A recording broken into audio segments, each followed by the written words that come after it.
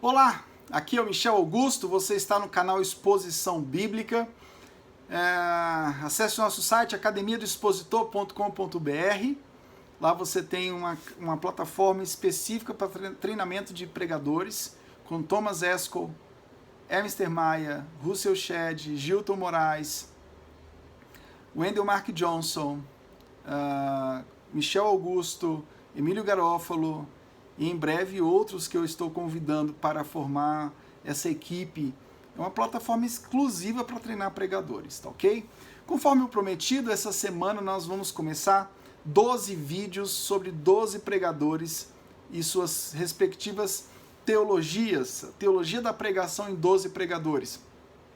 E estará aqui conosco o Clisman Braga, Silvio Ribeiro, Thiago William, Paulo Correia, Luciano Paes Landim, Pablo Rangel, que fazem parte da equipe de Exposição Bíblica, e cada um deles vai falar sobre um dos 12 referenciais da pregação em comemoração aos 503 anos da Reforma Protestante, tá ok? Hoje eu vou falar sobre Martinho Lutero. Muito bem, Martinho Lutero. Eu queria dividir esse vídeo hoje em 3 partes: o contexto da reforma, o contexto do reformador Lutero, e a terceira parte é a teologia da pregação em Martinho Lutero. Bom, eu vou usar alguns referenciais teóricos, como John Brodus and the History of Preaching, um livro que não é traduzido ainda para português, um livro antigo, mas que deveria ter sido traduzido, não foi ainda. Vou usar Benjamin Forrest, que foi traduzido recentemente pela editora Thomas Nelson. Vou usar Jarolav Pelikan. Vou usar Herman Bavinck e outros referenciais aqui para respaldar o que eu vou falar aqui hoje, tá bom? Bom, primeira parte, o contexto da reforma. John Brodus ele vai destacar 4 questões fundamentais no contexto da reforma e a questão da pregação. Bom, primeira coisa que acontece no contexto da reforma, um reavivamento da pregação, propriamente dita. A Idade Média a gente não pode estigmatizar, dizer que não houve pregação na Idade Média, porque houve pregação na Idade Média. Eu tenho um curso que nós vamos lançar na Academia do Expositor, são 18 videoaulas sobre a história da pregação, e eu vou tratar sobre isso, dos referenciais da Idade Média.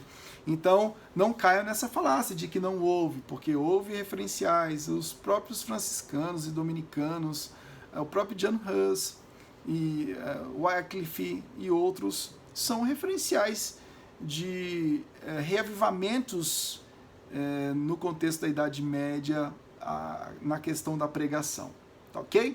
Então, em primeiro lugar, um reavivamento da pregação. Segundo lugar, um reavivamento da pregação bíblica, né? E ao invés de longas e muitas vezes histórias fabulosas sobre santos e mártires, a pregação da reforma ela se concentra num quesito bibliocêntrico, tá ok? E logicamente cristocêntrico.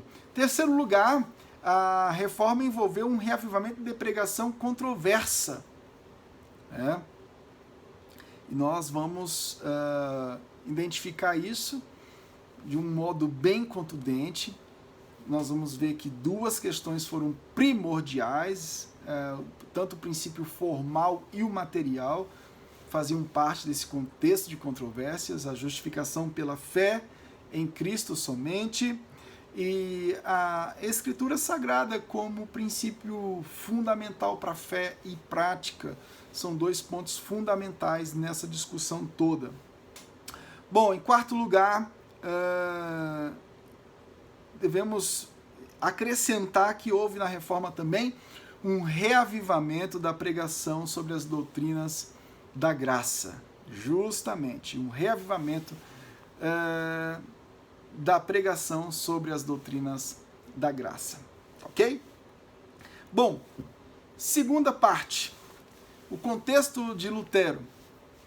Em sua viagem para Leipzig em 1519, ele se encontra com Jonathan Eck. E nesse encontro, Lutero afirma a tese de Jan Hus, que somente a Escritura é a regra final de fundamento e de vida. Lutero não estava dizendo que outras coisas não pudessem trazer um respaldo para a teologia, mas que a igreja não era dona da interpretação da Escritura Sagrada. O Bavinck, ele vai dizer, olha, a Escritura era auto-autenticadora. A igreja foi fundada sobre a verdade da Escritura. Diferentemente de Roma, a igreja ela não pode se colocar lado a lado da Escritura e nem superior, mas inferior. A Escritura que precisa aceitar a igreja, não ao contrário. Na tese de número 53 de Lutero, Lutero diz que são inimigos de Cristo e do Papa aqueles que, por causa da pregação de indulgências, fazem calar por inteiro a palavra de Deus nas demais igrejas. Já na tese 62, ele destaca que o verdadeiro tesouro da igreja é o Santíssimo Evangelho da glória e da graça de Deus. Sendo assim, diante dessas duas teses e outras teses que a gente poderia citar, o fundamento da pregação para Lutero partia do conceito elevado que ele tinha sobre a fé e prática a partir da palavra de Deus. Então a pregação de Lutero partia do pressuposto do Evangelho. Jaroslav Pelikan, eu estou me enrolando com essa palavra, né? Jaroslav Pelikan, o luterano, ele tem 4 volumes de história da igreja, né? Do pensamento cristão, publicado pela editora Vida Nova. Ele vai dizer, olha, o cerne da teologia da cruz, desenvolvido por Lutero, e também de seu entendimento da história e experiência humana, era o Evangelho. O Evangelho de Jesus Cristo. Uma mensagem que anunciava o perdão de todos os pecados e a herança eterna. Logo, a teologia da pregação de Lutero era marcantemente a teologia da cruz. A centralidade cristocêntrica na pregação de Lutero, assim como dos pré-reformadores e de outros reformadores de outras gerações, se dava pela devoção ao Evangelho. Lutero descobriu a Sagrada Escritura. E a partir do momento que esse evento lá na biblioteca da Universidade de Erfurt acontece, ele nunca mais deixou de ler a palavra com atenção e proveito. Nunca mais isso aconteceu. Terceira parte, a metodologia da pregação de Lutero. O Benjamin Forrest nos ajuda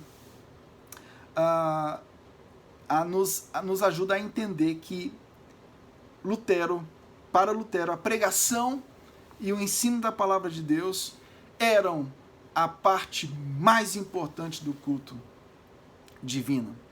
Porque para ele é a voz verdadeira do anúncio da remissão dos pecados pelo Evangelho.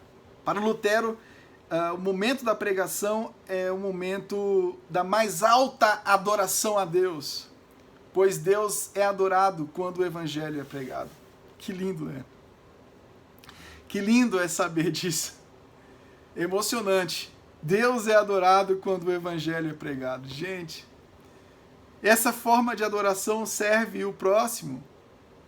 E nela a imagem de Deus é formada no povo, de modo que morrem e voltam à vida a fim de serem semelhantes a Deus. O que o Abraham Kuruvilla vai dizer, né, que as perícopes pregadas semanalmente são parte do todo que envolve a renovação da aliança de Deus. Semanalmente o Senhor renova a aliança com o seu povo, trazendo o seu povo ao prumo da sua vontade. Que coisa linda é saber dessa ligação profunda entre a pregação e a adoração, e consequentemente a imagem de Deus sendo formada no povo de Deus e o povo se identificando com Cristo e glorificando o Pai Tudo isso no poder do Espírito Santo de Deus. Então Lutero, ele via a palavra de Deus no contexto do culto, no contexto da pregação, como o instrumento ou o agente da vontade não só criativa, mas sustentadora. Como Deus tinha criado o mundo por meio da palavra, sua palavra do Evangelho em Jesus também faz com que pecadores como eu e você se tornem novos homens, recriados conforme a presciência do Pai. Ele também acreditava que a palavra de Deus e, portanto, as suas atividades salvíficas ocorriam por meio de formas orais, escritas e sacramentais. Ou seja, a pregação, dentro do contexto sacramental, era um dos meios pelos quais Deus salvava o mais pobre pecador. Para Lutero, o sermão era um dos instrumentos mais vitais do Espírito Santo para cultivar o arrependimento, conceder perdão dos pecados e capacitar a vida santa dos filhos renascidos de Deus. Paulo vai dizer, né, que a fé vem pelo ouvir, e ouvir a palavra de Deus. Romanos 10, 17. Isso é literal. O ouvir é ouvir literalmente. Não há uma interpretação, não há nada por trás desse texto. Ouvir é ouvir literalmente. Lutero também tinha uma questão muito forte com seus alunos. Nas suas preleções, ele sempre refletia uma preocupação para que os seus alunos aprendessem a pregar bem. E para ele pregar bem era pregar o Evangelho. Mesmo porque os sermões de Lutero deixavam bem claro que Deus estava operando na mente e no coração dos seus ouvintes, somente quando a palavra era pregada. Por isso que para ele era importantíssimo que os alunos pudessem serem bem treinados no ofício da pregação do Evangelho. Bom, eu teria mais coisas para falar sobre Lutero, mas eu creio que nós temos aqui o básico para explicitar sobre o pregador Lutero. Aqui no nosso canal nós temos vários vídeos que envolvem a teologia da Reforma, e eu te convido a pesquisar e também a entrar na plataforma Academia do Expositor. Nós temos cursos específicos para treinamento de pregadores. Repetindo, com Russell Shedd, Gilton Moraes, Emister Maia, Thomas Escol, Wendell Mark Johnson, Emílio Garofalo, Michel Augusto e em breve outros que nós estaremos convidando. Gente, amanhã nós vamos falar, o Pablo vai falar sobre Zwinglio, a teologia da pregação em Zwinglio. Nós aguardamos vocês às 19 horas. Hoje eu tive que antecipar um pouco por conta de outros compromissos. Que Deus abençoe você. Se inscreva no nosso canal, curta, dê um like, ative o sino e acompanhe todos os projetos. academiadoexpositor.com.br. Acesse o nosso canal aqui, se inscreva no nosso canal, vai lá no Instagram, Exposição Bíblica, Facebook, Exposição Bíblica, e vamos juntos treinar pregadores para pregar o Evangelho. Um abraço, tchau, tchau.